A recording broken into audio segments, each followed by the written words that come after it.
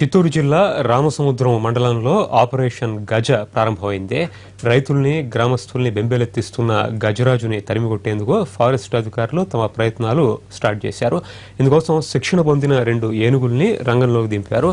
100 మంది ట్రాకర్స్ కూడా ఈ ఏనుగుని తరిమికొట్టే పనిలో పడ్డారు.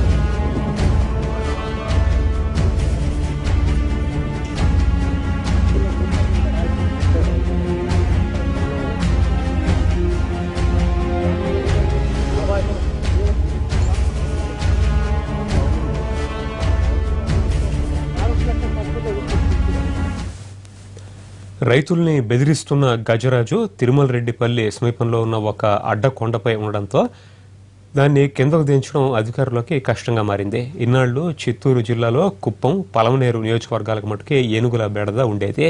కానీ ఇప్పుడు మదనపల్లి నియోజకవర్గ పరిధిలో రామసముద్రం మండలంలోకి వస్తున్న ఏనుగులు కర్ణాటక సరిహద్దు సారంగి అడవుల నుంచి ఈ ఏనుగులు వచ్చినట్లు అనుమానిస్తున్నారు.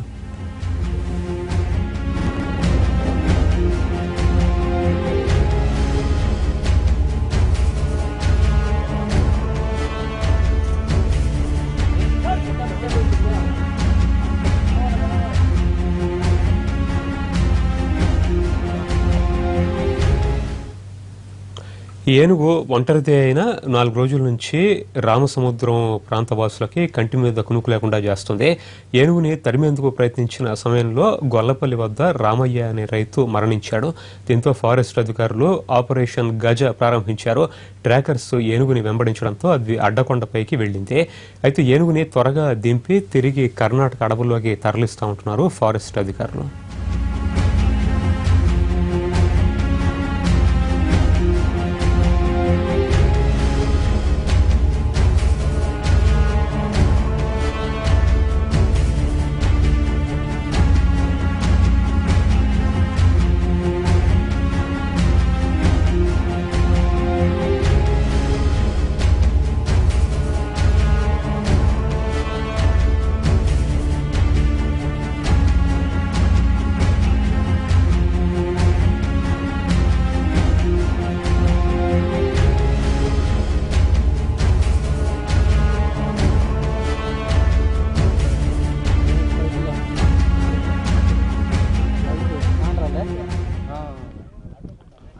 అడ్డకొండ ప్రాంతానికి చేరుకునింది.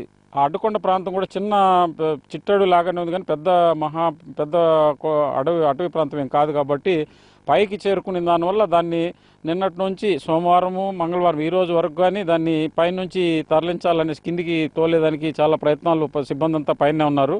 దాన్ని ఏ విధంగా పట్టుకోవడానికి అనేసి మన యొక్క కుప్పం నుంచి నంద్యాల ఈ యొక్క ఎలిఫెంట్ క్యాంపు నుంచి 2 ఏనుగులను మన దగ్గర ట్రైనింగ్ ఉన్నాయి కాబట్టి వాటిని కూడా ఇక్కడికి తరలించి వాటి ద్వారా పట్టి దాన్ని తీసుకువెళ్ళాలనేసి ఉద్దేశంతో ఇక్కడ ఉన్నాం. కాబట్టి దాన్ని ఆ కొండ పై నుంచి కొంచెం కదిలి కిందికి వచ్చినట్లయితే దాన్ని ఏ విధంగా అయినా డాక్టర్లు అందరూ మొత్తం ఉన్నారు కాబట్టి దాన్ని పట్టుకోవడానికి వీలవుతుంది.